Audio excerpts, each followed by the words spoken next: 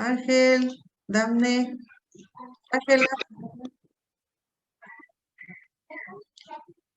Michelle, Edgar. Sí, maestra, ya somos 27. ¿Ya están? Ok. Bueno, entonces vámonos recio. Fíjense bien. Para terminar esto de las paranoias, ¿sí? Tenemos aquí un trastorno conocido como folie à deux. No tiene traducción al español, es un título en francés. La traducción más o menos sería, nos dicen los psiquiatras, como locura de dos, ¿sí? O trastorno psicótico compartido, que sería más técnico. ¿Sí me escuchan? ¿Me Sí, escuchan? maestra. Sí, Ok. maestra. Bueno, entonces, ay, Max. A ver. Max, ¿qué me le hizo aquí? Que no camina. Max, no camina no camina el PowerPoint. A ver. Así por acá, así un poquito. Así por acá. Ok. Ahora sí. Bueno, el folie à deux o trastorno psicótico compartido. Literalmente la traducción sería locura compartida por dos. Generalmente se presentan familias o familiares próximos que conviven estrechamente en relativo aislamiento social. Presenta las personas empiezan a tener el mismo tema delirante, pero uno de ellos es el que induce a la otra persona. De tal manera que la separación, cuando separan en un folie à deux, en un trastorno psicótico compartido, el que nada más es receptor, al separarlos, remite sin necesidad de medicamento. La otra persona, la que es la inductor, esa persona sí necesita tratamiento porque de hecho, es el trastorno. Él sí presenta el trastorno. Esto es raro, es un síndrome raro, en el que un síntoma de psicosis, particularmente una creencia paranoica, fíjense bien, aquí tenemos que ponernos de acuerdo. El trastorno psicótico compartido tiene como dos vertientes. Cuando una persona presenta un trastorno psicótico y lo comparte con otra o con otras más, y que los síntomas son los síntomas según el criterio de la esquizofrenia, ¿sí? Y entonces el paciente original presenta los síntomas de la esquizofrenia y la persona que está compartiendo el trastorno empieza a tener los síntomas de la esquizofrenia, que sería, vamos a recordar, los síntomas positivos como ideas delirantes, alucinaciones, pensamiento desorganizado, lenguaje desorganizado, puede presentar síntomas negativos como depresión, abulia, apatía. Entonces, esos síntomas, ¿sí?, que se presentan en la esquizofrenia, se pueden presentar en un trastorno psicótico. No todos, no reúnen, a veces no reúnen todos los criterios de la esquizofrenia, pero sí, sí presenta esas características o esos síntomas de la esquizofrenia, y esos síntomas se comparten con una u otra o varias personas. Fíjense bien, ahí estamos hablando de un trastorno psicótico compartido, ¿sí? Hay una modalidad que es el trastorno paranoide compartido. Aquí, en el trastorno paranoide compartido, predominan las ideas delirantes de persecución o de grandeza. ¿Cómo les suena a ustedes conocido esto? Que serían los síntomas de la paranoia, ¿sí? Entonces, fíjense bien, tenemos trastorno psicótico compartido o folie à deux, sería, ¿sí? Un trastorno compartido con las características de la esquizofrenia, ¿sí? Puede tener la persona alucinaciones, pensamiento místico, lenguaje desorganizado, síntomas afectivos, que el afecto está inestable. Pero podemos tener otra modalidad que sería el trastorno paranoide compartido. Y las características serían principalmente la idea delirante de persecución y sobre todo la de grandeza. Esto es interesante porque en el trastorno paranoide compartido es en el que comúnmente se da en las sectas. ¿Por qué? Bueno, porque predomina la idea delirante de grandeza. Vamos a ver un poquito más, pero no voy a adelantarme, vamos a ver un poquito más. El trastorno psicótico compartido puede ser compartido por más de 2 personas y puede llamarse folia trois, folia quatre, folia familia, incluso folia apleusius, o sea, locura de muchos. O incluso puede este trastorno, ¿sí? Presentarse en muchas personas y esas personas presentar delirios colectivos. Esto es generalmente, los delirios que presentan son de tema místico o persecutorio, que pueden llevar incluso al suicidio colectivo.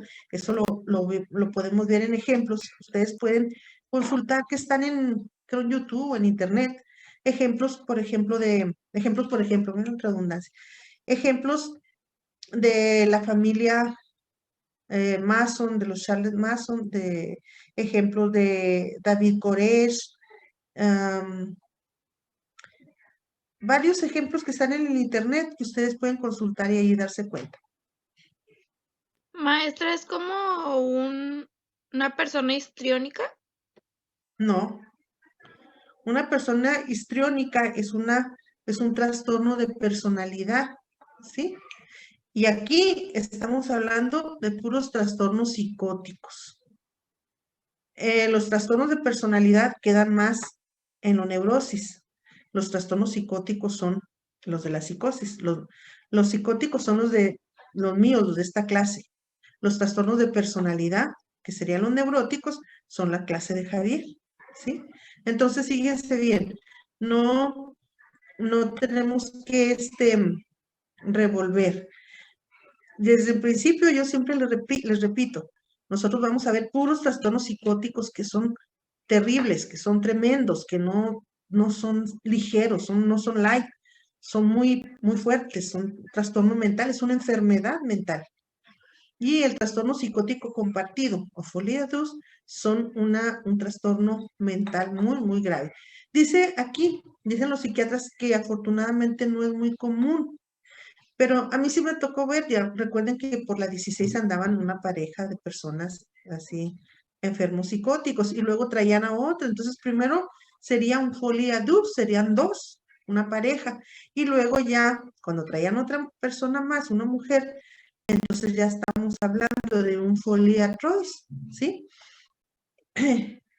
Y ellos, si ustedes se fijan, si a ustedes les tocó ver esas personas, pues tenían las características de la esquizofrenia.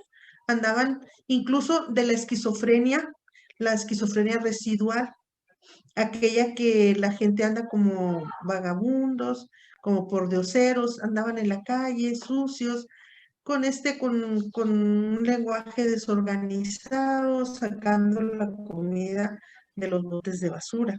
Maestra. Y eso era un trastorno compartido, de 3. Mande, ¿quién habla? ¿Quién habla? Soy Abel, maestra. ¿Qué pasó, Abel?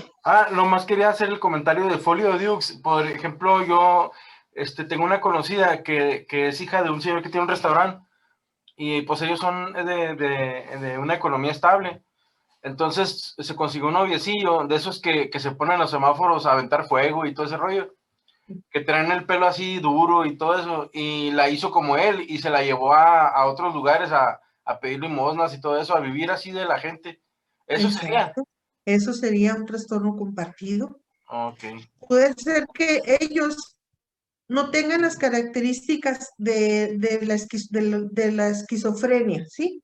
Que no sea que andan con pensamiento desorganizado o lenguaje desorganizado, pero probablemente comparten, ahora sí que un trastorno paranoide compartido.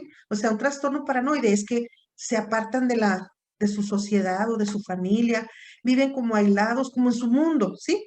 Porque tienen una idea delirante de persecución o de grandeza, que ellos son diferentes, que son únicos, que no tienen que estar en la sociedad, que no tienen que convivir. Entonces, ese trastorno paranoide compartido, ella lo empezó a adquirir, entonces él lo tiene y ella lo empezó a adquirir a tal punto, pues que él ya la convenció de que se fueran, de que vivieran aislados, de que se apartara de su familia, Oiga, ¿sí? maestra, y lo chistoso es que la hermana más chiquilla ya anda igual, ya trae todo tatuado el cuerpo y luego los pelos ya no se baña así duros también la chavalilla. O sea, Entonces ya, ya se está volviendo familiar el asunto, ¿no? ajá, ya se está volviendo, como dice aquí, un foliatrón, ¿sí? Que ya son más, incluso aquí en Alamina nos menciona, puede llegar a ser hasta una familia. Ahora, fíjense bien, lo que nos dice los psiquiatras es que el trastorno psicótico compartido, ¿sí? Eh, es más común que se dé entre personas que tienen una relación muy estrecha, como hermanos, como una pareja, como madre e hija, como padre e hija o familiares muy cercanos, ¿sí?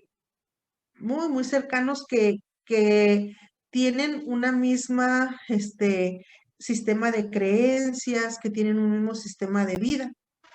Yo les digo jugando, no se vayan a extrañar que luego Javier y yo andemos caminando ahí por las Insurgentes como un folie à Dios, pero lo digo jugando, espero que no, ¿sí?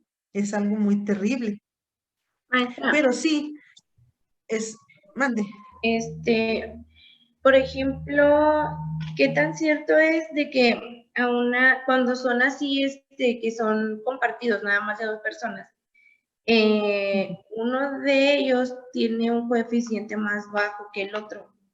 ¿Es verdad? O Sí, bueno, fíjate bien, no tanto que sea un coeficiente más bajo, sino que el otro, el que no está enfermo, pero que empieza a agarrar todas las características, es una persona muy sugestionable, es una persona muy frágil de su estabilidad emocional, es una Sumisa, ¿no? persona dependiente, sumisa, insegura, temerosa, ¿sí? Es una persona son personas que tienen que tener ciertas características para poderse llegar a sugestionar tanto, de que llegan a compartir un trastorno psicótico. es como no sé si supieron del caso del monstruo de Ecatepec, que se comía a las ¿Del qué? mujeres, Perdón, no estoy... del monstruo de Ecatepec, Ajá. que se comía a las mujeres, pero la esposa le empezaba a ayudar. De hecho, era un asesino serial, pero por alguna razón no mató a su esposa. O sea, él ahí dice en la declaración, si quieren ahorita les mando el video. Es de 23 minutos, el video está muy interesante porque él dice que le causó hasta cierto agrado la esposa, por eso se casó con ella, pero dice él que mataba porque escuchaba voces, pero pues la esposa ya le ayudaba, o sea, también se comía a las mujeres que secuestraba este hombre, o sea, fue compartiendo también Sí. todo su... Sí, toda- ella ya empezó a compartir esa idea delirante de persecución, porque probablemente él lo que alegaba es que pues, las voces les decían que matara o que era una misión de él de acabar con cierto tipo de mujeres. Y entonces le llegó a sugestionar la idea y le llegó a compartir ese trastorno psicótico. ¿Sí? Ahora, la persona que comparte este trastorno no está enferma. Cuando la separan del sujeto, el que sí tiene el trastorno, tan solo separarlos un tiempo, la persona que está compartiendo el trastorno remite, o sea, se le quita, ¿sí? Bueno, dejen avanzarle un poquito para aprovechar el tiempo, porque llegamos un poquito tarde. Bueno, los aspectos epistemológicos, ay, que puedo hablar muy bien con eso, que nos dice, el folie à deux es un fenómeno relativamente poco frecuente, ¿sí? A pesar de lo cual tiene un lugar preciso dentro de la clínica psiquiátrica. Yo no creo que sea tampoco frecuente, o sea, sí, no tampoco que sea muy popular o que sea muy común, pero sí se presentan casos. Esto dice, generalmente es observado entre los que viven en estado de indigencia y estrés social, pero no necesariamente. Un marido y una esposa, como lo mencionaste también, madre e hijo, dos hermanos, amigos íntimos o padre e hijo. Esta patología también se ha manifestado en familias enteras, por lo cual hay una herencia o un factor, ¿sí? Que también merecería estudiarse, una predisposición genética. Yo hace muchos años vi una película mexicana que se llama El Castillo de la Pureza. Ya ni siquiera recuerdo muy bien el tema, pero lo que sí es que aquí se trataba de una familia, un padre de familia, una esposa y unas hijas o hijos. Lo que sí recuerdo es que el protagonista, el padre, sí, empezó a tener como un trastorno y lo que hizo fue encerrarlos, clausurar todas las ventanas, ponerles tablas a las puertas, a las ventanas y no dejarlos salir para nada, nada, porque él tenía la idea delirante, sí, de que en el exterior, en la sociedad, estaba ya muy deteriorada y que iba a perjudicarle a su familia. De esta manera los tenía encerrados, sin salir para nada y sin que la gente los viera siquiera. Fíjense que yo he conocido así en noticias que, no que sea muy común, pero sí se da de padres de familia que encierran a sus esposas, a su esposa y a sus hijos y los tienen prácticamente como recluidos y no los dejan salir. ¿Por qué? Porque tienen la idea delirante de persecución de que fuera de su casa corren peligro. Entonces, fíjense bien, es una idea delirante de persecución porque ellos están firmemente convencidos que fuera de la casa, en el exterior, hay peligro para su familia. Y entonces, pues los secuestran, los aíslan de todo contexto social. Eso sería un trastorno, un trastorno delirante, ¿sí? Sería un folia dux. Y sí, yo he escuchado noticias, no sé, yo creo que ustedes también, de que hay personas que no, pues que estos niños tenían que 20 años encerrados porque no los dejaban salir sus padres. Bueno, vamos a ver la definición de folia dux. El folia dux es un trastorno psicopatológico, se caracteriza por la aparición de manifestaciones idénticas del mismo trastorno en otras personas que están estrechamente relacionadas. Quiere decir que este trastorno está bien tipificado, o sea, tiene sus síntomas, que es la idea delirante, ya sea de persecución o de grandeza, o en otra modalidad, que tenga la sintomatología o las características de la esquizofrenia. Pero lo interesante de este trastorno es que se empieza a compartir por dos o más personas, ¿sí? Y el requisito es que tengan lazos estrechos emocionales. Otra de las cosas como requisito para presentar un trastorno psicótico compartido es que sea nada más uno de los afectados, o sea, perdón, uno del que tenga el trastorno y los demás no tienen el trastorno, están nada más compartiéndolo o viviéndolo o copiándolo, como ustedes quieran. Solamente uno tiene un auténtico trastorno psicótico, aunque hay casos que ahorita les voy a mostrar en que se dan excepciones, pero regularmente la característica de un trastorno compartido es que uno lo tiene y los demás son personas que no están enfermas, pero comparten todos los síntomas. Maestra, Mande. entonces, por ejemplo, la pareja de la que usted hablaba de la 16, entonces solo uno de ellos, en este Ujú. caso el hombre, creo, es el que tenía el trastorno y la mujer simplemente fue Ajá.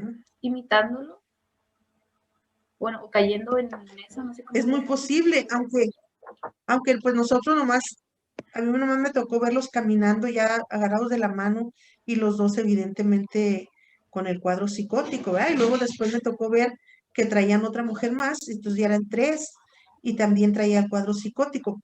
No sabría decirte si lo que nos dice la psiquiatría y lo lógico es que estaban compartiendo que el original era el que vimos primero solito y las otras dos mujeres se le unieron y empezaron a compartir el trastorno. No lo sabríamos hasta que ya los analizara un psiquiatra, ¿sí? Hay casos, ¿sí? En que, ahora sí que está raro lo que yo digo, pero sí, sí puede ser, en los que como dice el dicho, se halla Pancho con su Rosita. Quiere decir que una persona con un trastorno psicótico se encuentra otra persona que aunque no tenía el trastorno, sí lo tenía, vamos a decir, latente. Y al estar compartiendo los síntomas, como que se activó el trastorno que tenía. ¿Sí? Esa sería una modalidad, pero ahorita la vamos a ver.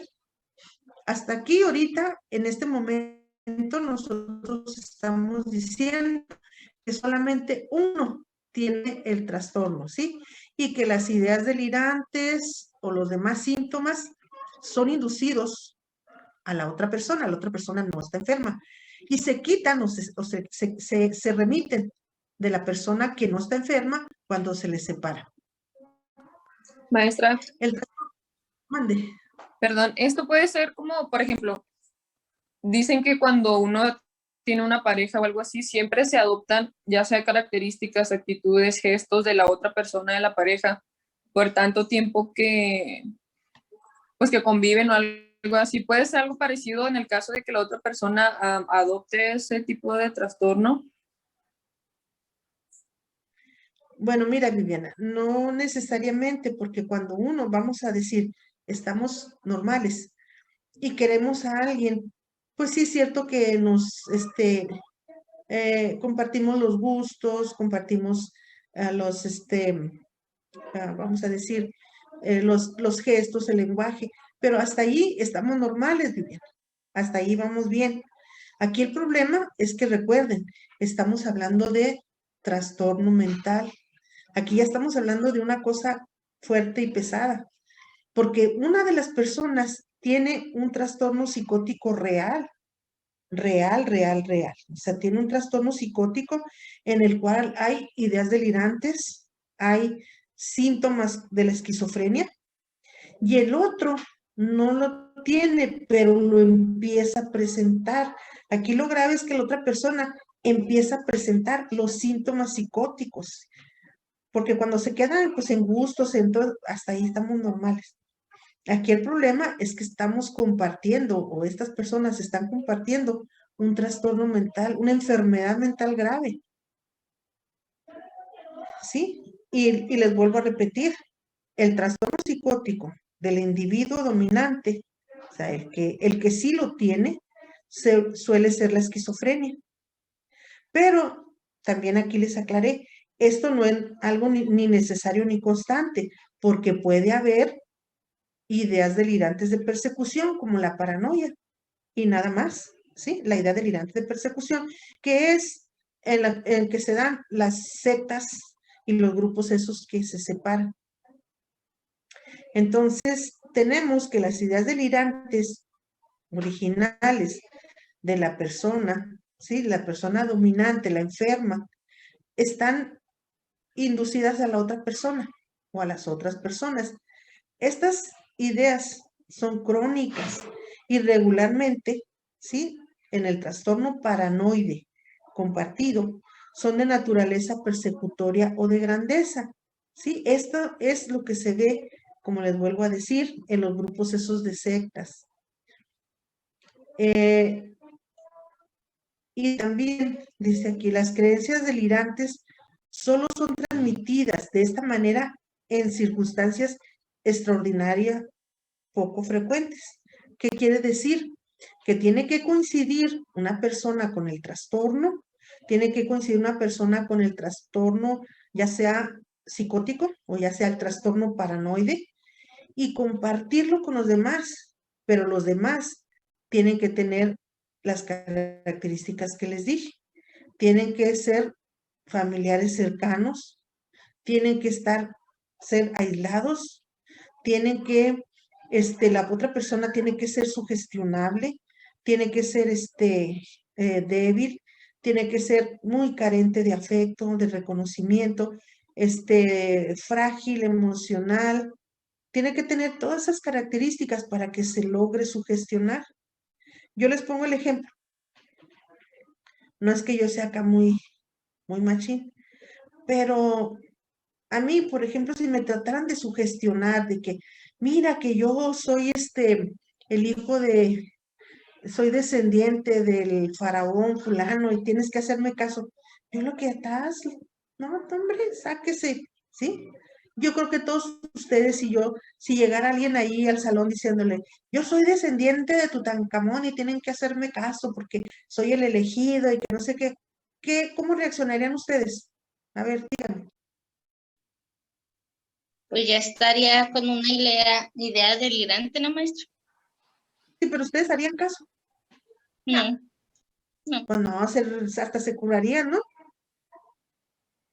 Le diríamos a la orden, majestad. Ay, ay. Pásele al psiquiátrico.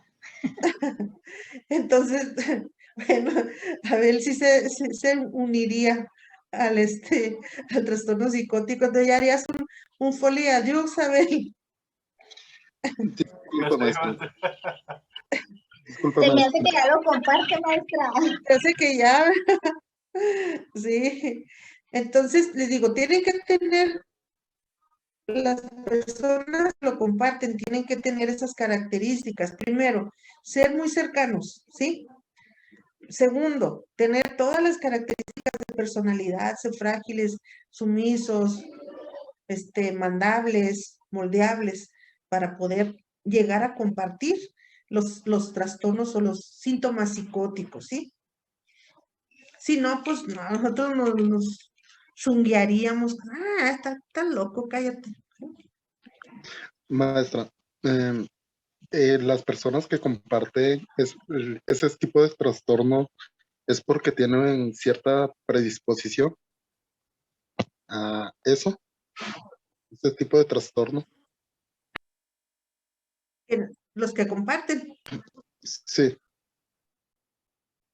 Sí, o sea, los que comparten, se los vuelvo a decir, tienen que tener cierta característica, ser muy cercanos a la persona enferma y tener las características de ser débiles, sugestionables, sumisos, carentes de criterio, dependientes, ¿sí?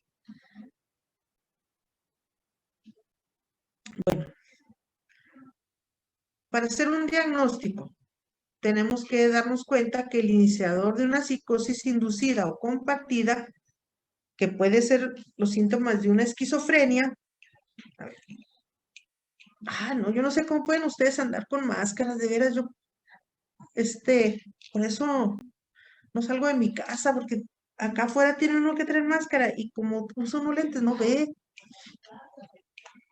Bueno, no me puedo quejar, porque si ando sin máscara, me corren de aquí del programa. Bueno, el iniciador de una psicosis inducida o compartida, que puede ser una esquizofrenia, o puede ser también con predominio de contenidos paranoides. Recuerden que existe un tipo de esquizofrenia paranoide, ¿sí? ¿Han escuchado? No han escuchado. Tienen que haber estudiado la esquizofrenia paranoide, ¿sí? Y ustedes ya saben los síntomas de la esquizofrenia paranoide, que presenta ideas de grandeza, de ideas de persecución, ideas, una cosa también interesante, ideas no extrañas. Acuérdense del doctor Nash, ¿sí? Que decía que era de la NASA y que los códigos y todo eso. Entonces, si estamos hablando de una esquizofrenia tipo paranoide, pues va a tener ideas delirantes de grandeza y de persecución, y si la persona además es inteligente, como el doctor Nash, puede manipular a otras personas, ¿sí? Dentro de su trastorno psicótico, de esquizofrenia paranoide, puede empezar con las ideas de grandeza, puede empezar a manipular. Si, fíjense bien, ahorita me acordé, el doctor Nash tenía 2 asistentes, ¿se acuerdan? Manifiéstense. Que Sí, se me hace que no maestra. vieron. Sí, maestra. Bueno, y esos 2 asistentes estaban convencidos de que él trabajaba en la NASA o no sé qué, ¿sí o no? Sí, no ¿Se le acuerdan? molestaban. Ok, entonces fíjense bien, el doctor Nash tenía una esquizofrenia tipo paranoide, por eso tenía ideas de grandeza y de persecución. Pero fíjense bien, con su inteligencia tan brillante, logró manejar a sus asistentes sin que ellos se percataran de que tenía un trastorno esquizofrénico, ¿sí? Entonces, si nosotros agregamos a una persona inteligente que presenta una esquizofrenia tipo paranoide, que tiene ideas delirantes de grandeza y de persecución, y que además es manipuladora, y que además tiene una íntima relación con personas frágiles, sugestionables, dependientes, tímidas, pues fácil los va a sugestionar, ¿sí? Y entonces pueden empezar a compartir los síntomas de esa persona, de ese trastorno mental de esquizofrenia tipo paranoide. O si no tiene los rasgos de la esquizofrenia, sí puede tener los rasgos paranoides, sí puede tener las características de la paranoia, porque puede compartirse una idea delirante de grandeza, ¿sí? Entonces, el iniciador y el receptor tienen muchos elementos en común. Primero, han vivido estrechamente unidos en el mismo ambiente durante un largo periodo, ¿sí? Por eso les vuelvo a recalcar, tienen que ser personas que están muy unidas, ¿sí? Y que comparten también, pues, sentimientos de apego, de afecto, de compañerismo. Tienen que estar relativamente aislados del mundo exterior también, y comparten muchas experiencias vitales, tienen necesidades y esperanzas comunes. Y lo más significativo es la profunda relación emocional recíproca. Por eso les digo que si alguien llegara ahí a nuestro salón, que no conocemos, y que nos dijera, pues arrepiéntanse porque yo soy el faraón Tutankamón, diríamos, ¿a qué sé? ¿Sí? Estamos en clase, no nos esté aquí perturbando, órale, porque no hay ese enlace, no hay ese conocimiento, no se ha vivido estrechamente unido con esa persona, ¿sí? ¿Me expliqué? En el caso de los enfermitos que andaban ahí por la 16, mero él andaba ahí enfermo, que le decían Sol, Luna y Estrellas, imagínense, él andaba ahí solito. Y luego esta muchacha, la mujer se le unió porque probablemente andaba sola, desamparada. Y bueno, le brindó su apoyo, su cariño. Y bueno, y ella ya, probablemente ya a lo mejor no estuviera enferma, pero empezó a compartir, ¿sí? Ese trastorno. Empezó a compartir esa esquizofrenia, porque a lo mejor ella estaba muy indefensa, estaba muy lastimada, estaba muy desamparada, y bueno, ahí encontró, ¿sí?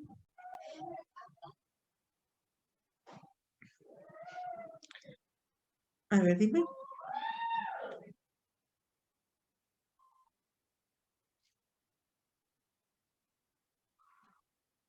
¿Quién?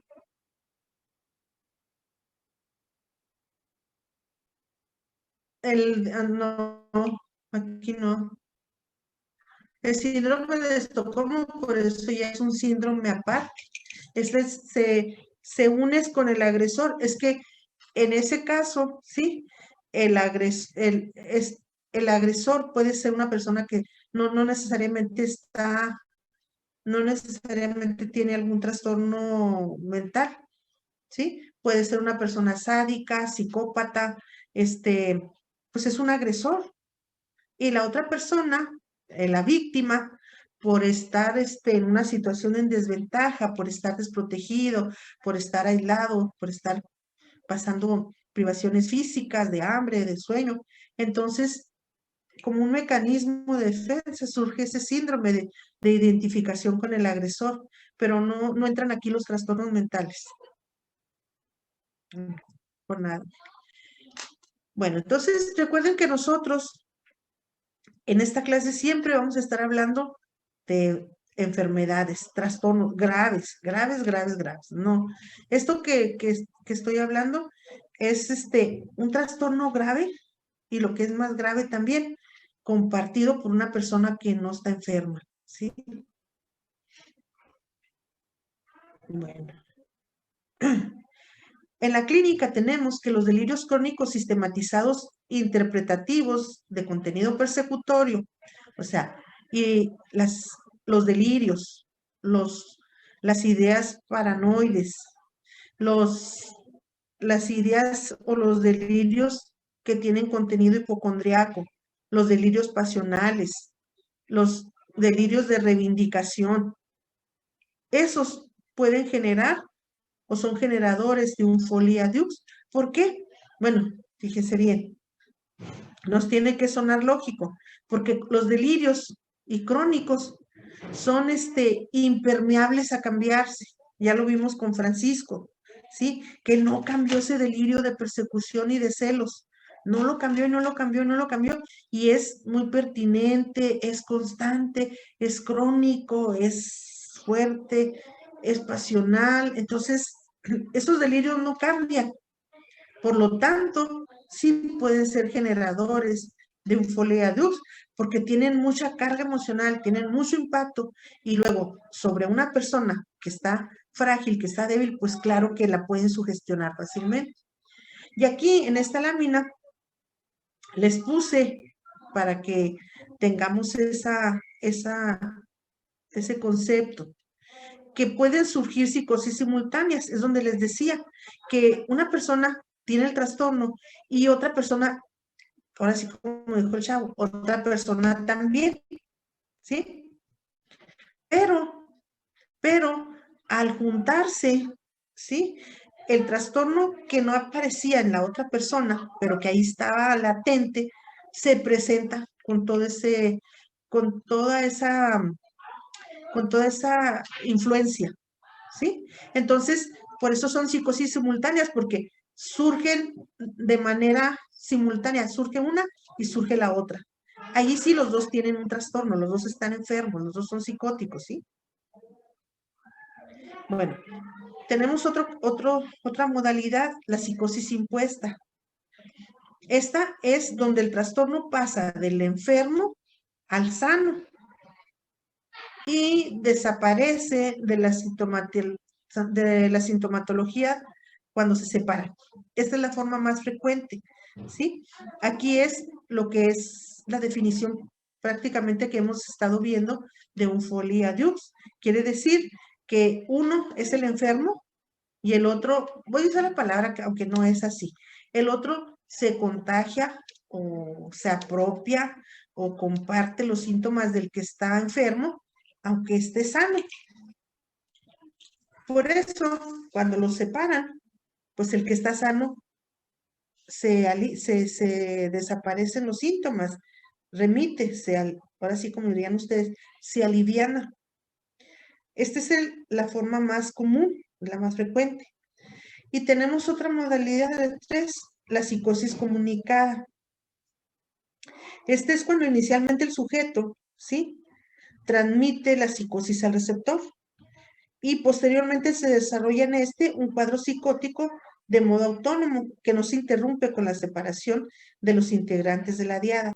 Aquí la comunicada es cuando el original, vamos a llamarle el receptor, el original, ¿sí?, transmite sus síntomas a un receptor, pero con el tiempo el receptor va desarrollando ese cuadro que de todas maneras ya lo tenía ahí, autónomo. Por lo tanto, aunque lo separen, ya ese trastorno, ya vamos a decir que floreció, ya se instauró, ya no se quita.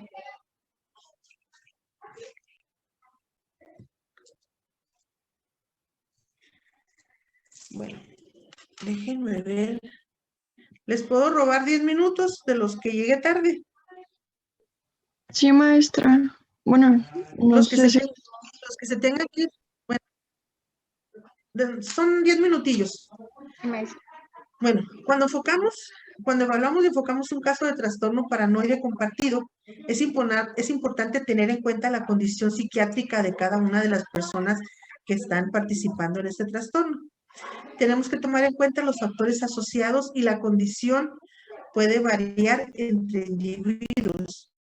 La atención debe estar dirigida a la gama de los síntomas clínicos, en vez de dirigirla a los múltiples factores y teorías asociados al término folia Deux. Quiere decir que tenemos que tener cuidado y que tenemos que contemplar la condición, porque puede variar entre un individuo y otro individuo, ¿sí? Este investigador, Weimer, propone un número de puntos importantes que se deben tener en cuenta. Por ejemplo, el diagnóstico psiquiátrico tanto del polo dominante como el secundario, o sea, tanto del original como del que copia el trastorno. Tiene que tomar en cuenta la presencia de alteraciones orgánicas comórbidas. Quiere decir que tiene que tomar en cuenta si hubo una enfermedad o una condición médica antes de copiar el trastorno, ¿sí? El número de individuos que comparten el delirio, la edad del paciente primario y del secundario, tienen que tomarse en cuenta. Se tiene que checar para hacer el diagnóstico, se tienen que checar las edades, tanto del que es original como del que está apropiándose de los síntomas. Tienen que tomarse en cuenta sexo, rasgos de personalidad. Una cosa muy importante, la naturaleza de la relación, ¿sí? ¿Cómo es la vinculación? ¿Cómo es esa relación íntima? En el caso de nuestros pacientitos que andaban por la 16, pues obvio que nos dimos cuenta que la relación empezó a ser muy, muy estrecha por aspectos amorosos, a lo mejor amorosos, pasionales, de ternura, de comunicación entre ellos, ¿sí? Dice que la intervención más efectiva, pues, es separarlos. Y se espera que la disminución o remisión de los síntomas en el polo secundario se dé con el simple quitarlos de esa interacción. Aquí entre paréntesis está muy difícil separarlos, ¿eh? Pues si está difícil separar a personas que están enamoradas, vamos a decir, de manera normal, imagínense separar a dos personas que están compartiendo un trastorno psicótico. Es difícil, a veces no quieren, batallan, los psiquiatras o los médicos batallan. Maestra, tengo una pregunta. ¿Mande? Tengo una pregunta. Sí. Mi mamá toda la vida me ha contado dos historias distintas de personas que ya más adelante o sea, ella decía que estaban locas, pero pues ya más adelante como que me di cuenta qué tipo de esquizofrenias tenían. Esto incluye, o sea, ¿es nada más para pacientes psicóticos o puede darse el folia Deux con otro tipo de, pues, de esquizofrenia? Sí entiendo tu pregunta, sí lo entiendo. Fíjense bien. Tienen ustedes que, como psicólogos, conservar muy claro la línea entre las neurosis y la psicosis. Sí he conocido personas que están estrechamente ligadas a otra persona y que incluso en el ámbito sentimental o romántico, ¿sí? Manifiestan, si esta persona me dejara, yo me mato, me muero, me mato, ¿sí? Cosas así como muy exageradas. Tenemos que darnos cuenta que un trastorno mental o un trastorno psicótico compartido es una enfermedad grave, muy grave, es un trastorno. Lo tenemos que diferenciar de la neurosis que allá aparecen hasta, son psiconeurosis de los exagerados que tienen los síntomas, pero que no dejan de ser neurosis, ¿sí? Una persona que está así aferrada a otra y que las sigue y que la copia y que dice que no puede vivir sin ella, estamos hablando de un trastorno neurótico. Así como la película de Glenn Close, ¿sí le suena por ahí conocida? De que un sujeto que tiene una noche de pasión con su secretaria y después no se la podía, como dicen ustedes, no se la podía quitar de encima, ¿sí? Se encaprichó con él hasta el grado de andar matando los animalitos, el perro y los animalitos de sus hijos, las mascotas de sus hijos. Eso ya es no llega a ser psicótico, pero sí son unas pseudoneurosis muy fuertes. ¿Sí? ¿Te quedó la respuesta? ¿Quién era Viviana? Valeria. Valeria. Pues sí, creo que sí. Es que ella me platicaba de una mamá y una hija. Entonces, ella describe a la hija como que nunca dejó de ser niña. Supongo que tenía alguna especie de esquizofrenia hebefrénica por muchas cosas que hacía, pues de que ya era una adulta y seguía como siendo niña y así. Pero mi mamá siempre me ha chantajeado diciéndome que ella por mí se puede volver loca, que porque la mamá de Pilunga, así se llamaba la niña esta, la mamá de Pilunga se volvió igual que Pilunga por cuidarla, que era una señora normal y de repente se deschavetó. Pero pues según yo, también era esquizofrénica la mamá, ¿no? Y creo que hasta se compartían al marido, o sea, algo así bien loco.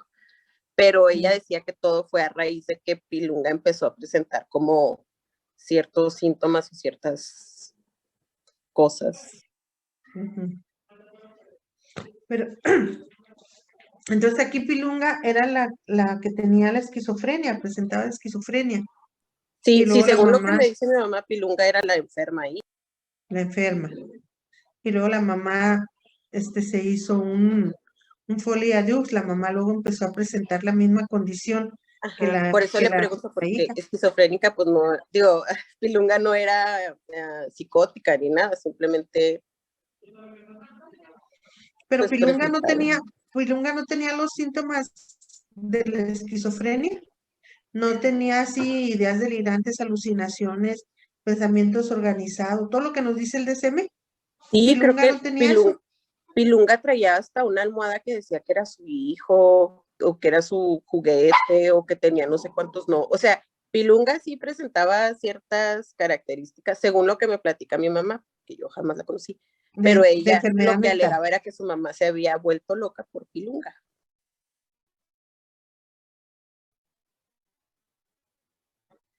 Pues sí, fue un trastorno compartido, porque si Pilunga tenía una esquizofrenia, ¿sí? Y tenía los síntomas que fue, por ejemplo, una esquizofrenia tipo efénica, en la que tenía muchas regresiones como niña, como puras risitas, un tipo de esquizofrenia así regresiva, Pilunga. Entonces luego la mamá empezó a tener los mismos síntomas. Pues sí es cierto, porque sí, ahí sería un Folie-à-Deux, pero también tenemos que tener claro que Pilunga realmente estuviera enferma, o sea, que Pilunga realmente presentara la esquizofrenia, ¿sí? Ahí tendríamos que ver, tú tendrías que preguntarle a tu mamá, ¿desde cuándo se veía Pilunga así? ¿Qué síntomas tenía Pilunga? ¿Qué es las características que presentaba ella? Si tú quieres hacer así un buen perfil, y entonces ya te vas a dar cuenta, no, sí, pues Pilunga sí tenía una esquizofrenia de este tipo, ¿verdad? Y entonces la mamá empezó a compartirlo, y sí es cierto, ahí la mamá probablemente no estuviera con el trastorno, pero al convivir, recuerden, uno de los requisitos es que tiene que haber una estrecha convivencia, un vínculo, aquí como se los vuelvo a repetir, Aquí dice, una condición imprescindible para que aparezca un folie à deux. Te estoy contestando ya, mira, es una estrecha convivencia y un íntimo vínculo emocional entre dos personas afectadas, ¿sí? Quiere decir que uno de los requisitos, ahí nos dice muy claro la lámina, imprescindible para que aparezca una locura compartida, es que tengan una estrecha convivencia, que convivan como una madre e hija que conviven muy estrechamente, ¿sí? Y que exista también un vínculo emocional también muy estrecho entre esas dos personas. Y también otro requisito es que una de ellas sí tenga el trastorno de veras, ¿sí? Que sí tenga la esquizofrenia de veras o que sí tenga los síntomas de una enfermedad mental. Y luego la otra pues, lo va a adquirir.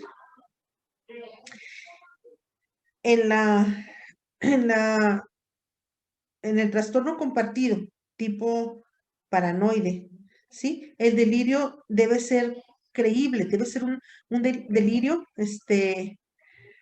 debe ser un delirio, una idea delirante de, ¿cómo les dije? A ver, una idea delirante creíble, ¿sí? Que se mantenga dentro de los límites de lo posible, como por ejemplo la idea delirante del doctor Nash, del de mente brillante, que decía que él trabajaba para la NASA, y de ahí se soltó todo el rollo. Es que es importante, ¿sí?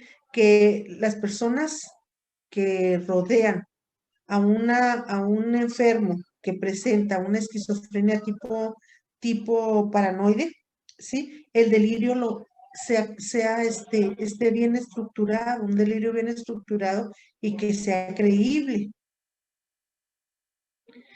Esto lo tenemos, por ejemplo, en las sectas, como les dije, de David Koresh, que él decía que era descendiente de Jesucristo. Y para esto ellos son personas inteligentes que hacen toda una estructura creíble para que los otros caigan y los crean. También, no sé si se dieron cuenta ustedes, un caso muy famoso de una secta que eran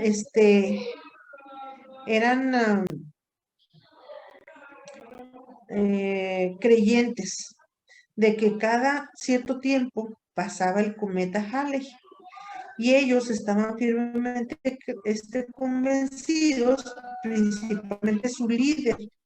Ahí en internet lo pueden encontrar. El otro día lo vi en lo de los aliens.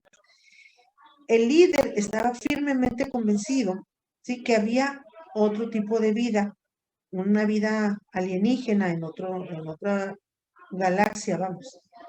Y decía que el cometa Halley, que pasa cada ciertos años, y que realmente iba a pasar que fue en Que se iba a acabar el mundo, 1915. no maestra, en ese tiempo. No, es que lo que decía este líder era que ese cometa iba a pasar y se los iba a llevar, pero se los iba a llevar en forma de espíritu, que entonces se tenían que suicidar para que su espíritu, al pasar el cometa Halley, se fuera con ellos a otras dimensiones. Es el de Heaven's Gate, creo que se llama, en 1929 o 1930, algo así. Por ahí, se me hace que sí. sí. Y fueron como 22 personas que se suicidaron. Los encontraron así vestidos de blanco en su lugar, en su refugio, todos vestidos de blanco, así como si fueran al espacio, y todos se suicidaron, y coincidió exactamente, pues sí, ellos tenían los datos en la fecha que pasó el cometa Halley, y se suicidaron porque tenían la firme idea delirante de que su espíritu, su esencia, lo que fuera, se iba a ir en el cometa a otras galaxias. Entonces, fíjense bien, la idea delirante de esa secta era que se iban a ir en el cometa Halley. Y tenían una estrecha convivencia, pues vivían en una secta. Pero fíjense bien, ese delirio tiene una base de verdad, porque sí realmente, en el tiempo que ellos se suicidaron, realmente sí pasó el cometa Halley, ¿sí? Entonces sí sí tenía una base de verdad en el sentido de que exactamente en ese día que se suicidaron, pasó el cometa. Entonces, ellos tenían evidencia y habían estudiado astronomía, tenían la evidencia de que sí iba a pasar y que sí, de hecho, sí pasó.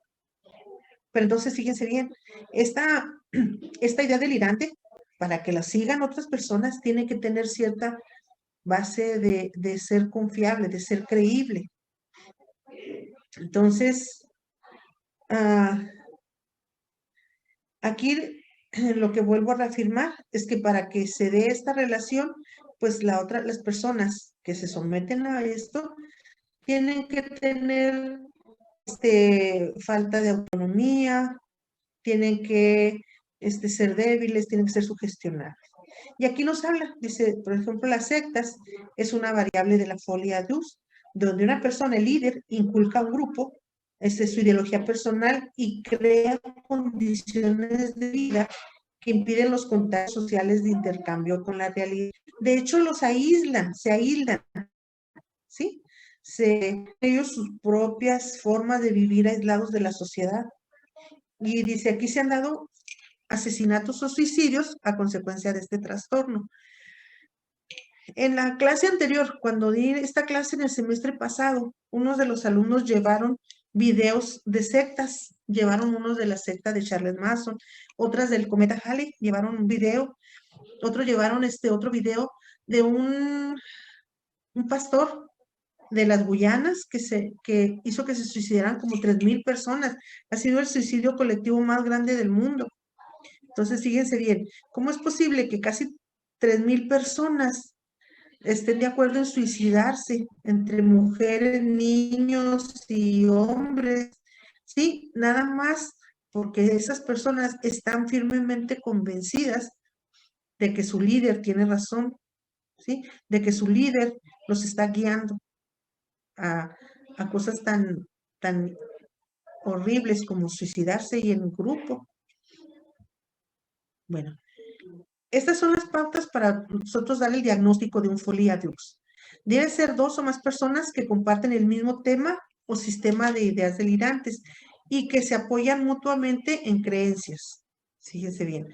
Ese es el inciso A. El inciso B, ambas comparten una relación extremadamente estrecha del tipo descrito más arriba. El inciso C, hay evidencia temporal y circunstancial de que las ideas delirantes están inducidas en la persona pasiva, o sea, el que domina, a la pareja de la persona activa, que es el dominante. Fíjense bien, tiene que haber evidencia temporal y circunstancial. Quiere decir que tiene que haber un tiempo y tiene que haber circunstancias de que esas ideas han sido inducidas a la persona pasiva que no tiene el trastorno.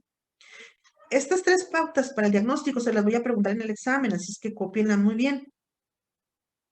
Porque de hecho, estos 3 pasos son los básicos. Primero, que compartan el trastorno. Segundo, que tengan una relación muy estrecha. Y tercero, que exista evidencias temporales circunstanciales de que los síntomas o las ideas son inducidas a otra persona. Maestra, Mande, dígame. ¿le puedo hacer una pregunta acerca del examen? ¿Mande? Que si le puedo hacer una pregunta acerca del examen. A ver, dígame. ¿Cuándo va a ser y cómo lo va a poner? La semana que entra. Ahí creo que Max les va a decir, porque ahí nos dan el calendario cuándo deben ser. Nosotros no ponemos la fecha, nos lo pone la dirección. Ok. Está bien, gracias, maestra. Un jueves y viernes, maestra. Pregúntenle a Max, ¿eh? Es jueves y viernes la fecha tentativa de la UASJ, maestra. No te oigo, Abel. A que es el jueves y el viernes de la semana que entra las fechas tentativas de la UASJ para evaluación. Ah, ok. Bueno, sí, nosotros no las ponemos. A Max se las pasan porque Max es mi asistente. Bueno, ya para no entretenerlos más, el tratamiento, la primera recomendación es separarlos, ¿sí? Separar al que es ahora sí que la mala influencia, separar al activo del pasivo, ¿sí? Para que todos los síntomas desaparezcan. Y la otra persona, la que está viviendo esa psicosis falsa, por decirla, regrese a la realidad. De luego, de una separación de semanas o meses de su compañero psicótico, esta persona, sin recibir medicamentos, ¿sí? Regresa ya a su estado premórbido. La persona que sí tiene el trastorno, la persona que sí tiene la psicosis, debe recibir tratamiento físico, debe recibir medicamentos y también tratamiento psicoterapéutico con la finalidad de aceptar que el otro, no, el que no está enfermo debe recibir tratamiento psicoterapéutico para aceptar que el otro, ¿sí?, está enfermo y que no hay formas de permanecer juntos sin necesidad de compartir la locura. O sea, que pueden estar juntos, al contrario, que pueden estar juntos y debe de estar al pendiente de que tome sus medicamentos, de que esté cuidado y participar de otra manera, no compartiendo los síntomas, ¿sí? Ese es el tratamiento que nosotros como psicólogos debemos sugerir. ¿Hay alguna duda? Porque ya me tomé más de tiempo necesario. Bueno, una petición que les voy a hacer. ¿Me están escuchando? Sí. Sí, ¿No? ¿Ya se fueron? Sí, maestra, aquí estamos. Miren,